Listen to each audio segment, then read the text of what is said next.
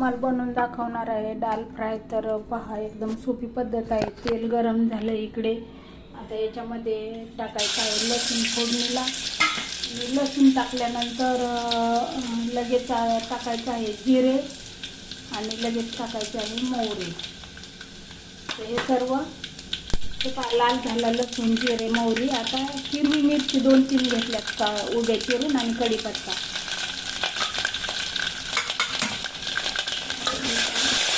परतून झाल्यानंतर हिरवी मिरची आणि कढीपत्ता झाल्यानंतर हा एक छोटा टोमॅटो घेतला चिरून आपण चांगला परतून द्यायचा।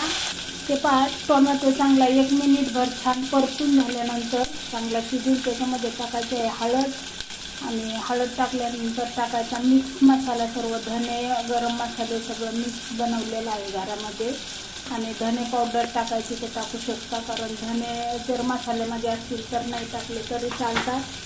आता हा छान मसाला परतून घ्यायचा, थोडा लगेच सेकंदामध्ये घ्यायचा, 2-3 सेकंदामध्ये छान परतला काही उकडलेली डाळ टाकायची पायाच्यामध्ये।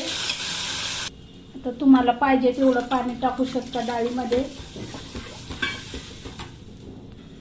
हे पहा, आता याच्यामध्ये आपल्याला चवीप्रमाणे मीठ टाकायचं आहे आणि पूर्ण आपल्याला पाणी वगैरे सगळं टाकून झाल्यानंतरच मीठ टाकायचं, म्हणजे समजतं किती आपल्याला मीठ टाकायचं आहे। आता याच्यावर टाकायचे आहे मेथी। ताजी असेल तर ताजी चिरून टाकायची, सुकवलेली असेल तर ही सुकवलेली टाकायची। आता फास्ट गॅस ठेवायचा उकळी येईपर्यंत। उकळी आल्यानंतर एकदम बारीक मंद आचेवर डाळ 5 मिनिटं शिजून द्यायची। हे पहा, आपलं दाल फ्राय तयार झाली आहे। तर पहा कशा प्रकारे झाली, एकदम एवढी चविष्ट बनली आहे ना, खूप म्हणजे खूपच एकदम चवदार बनली आहे। आणि अशा प्रकारे नक्की तुम्ही बनवून पहा। चपाती बरोबर, भाकरी बरोबर, वरण भाताबरोबर खाऊ शकता हे। तर खूप म्हणजे खूप छान अशा प्रकारे झाली आहे, टेस्टी। तर प्लीज नक्की अशा प्रकारे एकदा बनवून पहा आणि सबस्क्राईब करायला विसरू नका। व्हिडिओ आवडल्यास कमेंट करा। धन्यवाद।